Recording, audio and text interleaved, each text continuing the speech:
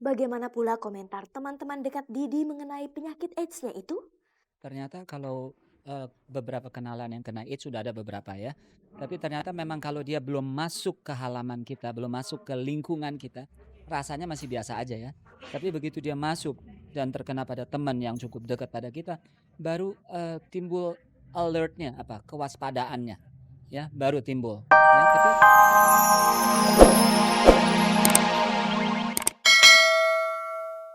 Halo pemirsa, jumpa lagi dengan saya Fani Rahmasari dalam tayangan paling bergengsi, Cek dan Dicek. Seperti biasa, selama 30 menit ke depan dapat Anda simak berbagai kisah mutakhir dan akurat seputar kehidupan selebriti kita, termasuk gaya hidup dan hobi unik mereka. Dan pemirsa simak terus tayangan paling bergengsi ini, kalau tidak Anda pasti rugi. Sebab Cek dan Dicek minggu ini masih terus bagi-bagi hadiah untuk Anda melalui kuis menjelang akhir acara nanti. Pemirsa, berita pertama datang dari Didi Mirhat. Pria yang sempat menjadi peragawan bintang sinetron dan penyanyi ini sejak Desember 1997 lalu dinyatakan positif mengidap AIDS. Pemain keyboard Kahitna band Yovie Widianto yang sempat diisukan pacaran dengan beberapa model video klipnya, Sabtu 12 Desember melaksanakan resepsi pernikahannya dengan Dewayani Jamhari di Bandung. Setelah menjadi Nyonya Irfan Gading, Larasati mengundurkan diri dari dunia model dan pragawati. Ia banting setir menjadi penunggang kuda serasi. Taufik Safalas punya kisah masa lalu yang cukup unik. Sebelum beken jadi pelawak dan MC, ia pernah jadi kenek angkot, pengamen, bahkan tukang memandikan mayat. Kelompok parodi asal Bandung, Padiangan 6, merayakan hari jadinya yang ke-16 dengan tema Sis Kamling Night. Pemirsa, dulu Didi Mirhat sering tampil sebagai model, peragawan, bintang sinetron, dan penyanyi. Tiba-tiba saja namanya tenggelam. Kemana saja Didi Mirhat selama ini? Ternyata ia mengalami cobaan hidup yang sangat berat. Didi divonis mengidap penyakit AIDS. Lalu bagaimana ia bisa terjangkit virus HIV itu? Kalau ditanya bagaimana saya juga nggak tahu. Baga saya juga nggak tahu Mas, bagaimana virus itu terjangkit, bagaimana virus itu ada dalam tubuh saya nggak tahu persis. Mulanya pelantun lagu renungan ini tidak pernah menyangka dirinya terkena AIDS. Didi mengira demam tinggi yang menyerangnya hanyalah penyakit biasa. Waktu itu diawali dengan, demam, dilanjutkan dengan panas yang tinggi ya. Jadi karena sangat tinggi dan pada waktu itu saya ukur itu bisa sampai 44, 45 derajat Celcius ya. Dan itu membuat saya memang rambut saya terutama ya agak mulai rontok, tapi yang saya bingung saya bisa bertahan dari bulan Oktober sampai Desember. Kapan tepatnya Didi mengetahui dirinya positif mengidap AIDS? Setelah menunggu 2 minggu itu, ternyata dokter menyatakan bahwa Anda terserang virus HIV, Anda mengidap virus HIV. Bagaimana perasaan Didi saat mengetahui dirinya terjangkit AIDS? Saya kebetulan sudah termasuk dalam stadium 4. Jadi sebetulnya pada waktu itu juga melihat kondisi saya yang memang drastis sekali ya dari 75 bisa sampai 50 kilo. Jadi saya rasa ya, itu Mas ya, kaget saya sendiri juga lihat badan saya di kaca gitu, saya sampai buang muka lagi gitu, saya nggak berani lihat, masa sih itu saya? Jadi saya benar-benar, saya sendiri juga kaget gitu loh. Ketika ditemui Iskandar Syah dan Farul Wardi di rumahnya, Didi merasa penyakit yang dideritanya itu telah memberikan hikmah dalam hidupnya. Terus terang memang kehidupan saya yang terlalu sering berpesta, pora, party, sana sini, ke Bali dan segala macam, eee, itu memang semuanya itu mengarah ke dosa ya, dan itu semua memang ajakan-ajakan iblis. Waktu itu saya lebih mendekatkan diri dengan membaca Alkitab ya, lebih mengenal akan firman Tuhan. Jadi itu sudah cukup menguatkan saya. Bagaimana keadaan Didi saat ini?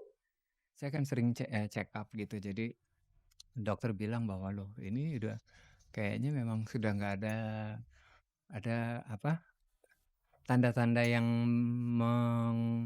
mengkhawatirkan gitu loh. Kayaknya seperti udah bersih gitu loh.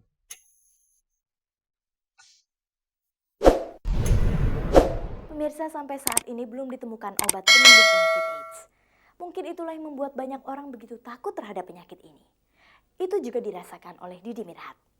Namun Didi merasa beruntung karena masih ada orang yang begitu bersimpati dan memberikan semangat hidup padanya untuk cepat sembuh.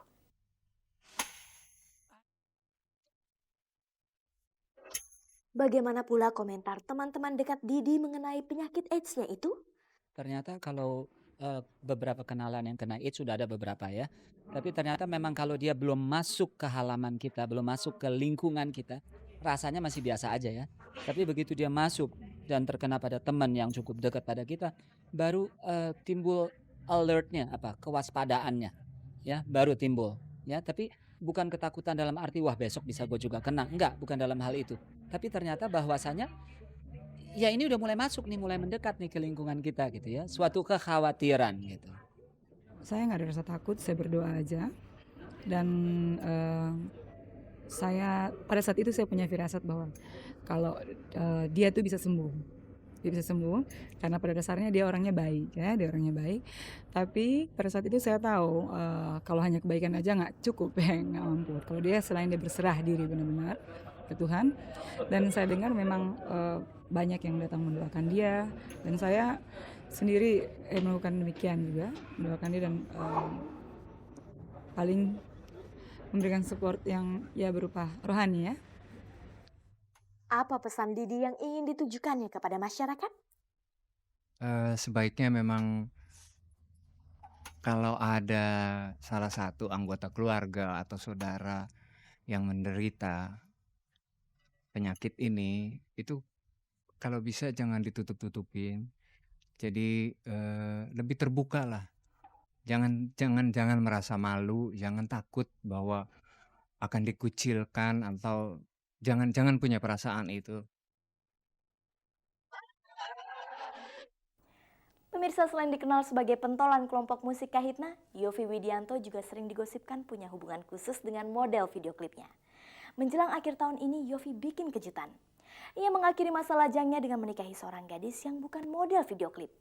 Dia adalah Dewayani Jamhari atau yang lebih akrab dipanggil Denny. Sabtu 12 Desember, Yovie dan Denny melangsungkan resepsi pernikahan mereka di Bandung. Yang unik, acara resepsi itu tidak didahului dengan akad nikah. Di kartu undangan yang kami terima pun tidak dijelaskan kapan akad nikah berlangsung. Seminggu sebelum resepsi pernikahan mereka, Yovie dan Denny secara khusus menerima Sandra Dewiyanti, Dwi Nanto dan Dwi Daryanto dari Cek dan Dicek untuk menjelaskan rahasia di balik pernikahan mereka. Sebenarnya kami udah menikah gitu, jadi kita akad nikah tuh keluarga sama keluarga tanggal 20 kemarin November. Cuma kebetulan waktu itu memang di adatnya keluarganya Denny bahwa kita senang untuk kalau pas akad nikah tuh saling mengenal benar keluarga sama keluarga. Dan ya kebetulan aja memang kok kayaknya nggak banyak yang tahu, jadi ya kita ya udah aja. Dan dengan adanya resepsi ini kita ingin ngasih tahu teman-teman deket untuk bisa datang, untuk bisa sama-sama saling ya datang aja, saling mendoakan, dan kita nggak sembunyi-sembunyian gitu. Kabarnya orang tua mereka lah yang memaksa Yovie dan Denny untuk segera menikah karena keduanya sudah terlalu lama berpacaran. Nggak terpaksa. Ada banyak faktor ya. Orang tua saya sangat baik dengan orang tuanya juga sangat baik. Terus mungkin nggak tahu, mungkin dia atas paksaan orang tua saya atau nggak ngerti. Nggak Bener nih, paksaan Nela nih, juga. nggak nyesel nih. 16 tahun berpacaran dan sempat putus nyambung, akhirnya Yovie berani melamar Denny. Ajakan nikah yang keberapakah itu? Kedua sebenarnya, mungkin kedua. Dulu pernah saya ngajakin nikah, tapi belum siap. Oh ya udah, kayak bercanda gitu. Terus udah ada pasang surut gitu. Yang terakhir ini ya deh, saya seneng banget. Bagaimana tanggapan Yovie tentang wanita-wanita yang pernah dekat dengannya? gosip-gosip yang beredar gitu. Dia pacaran sama siapa? Gosipnya kan banyak kan dia daripada saya. Jadi enggak ya? Salah ya? Mengenai teman-teman yang lain, mereka tetap teman baik saya.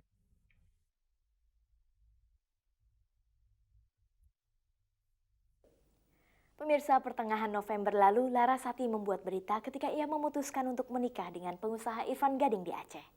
Kini Larasati bikin kejutan lagi.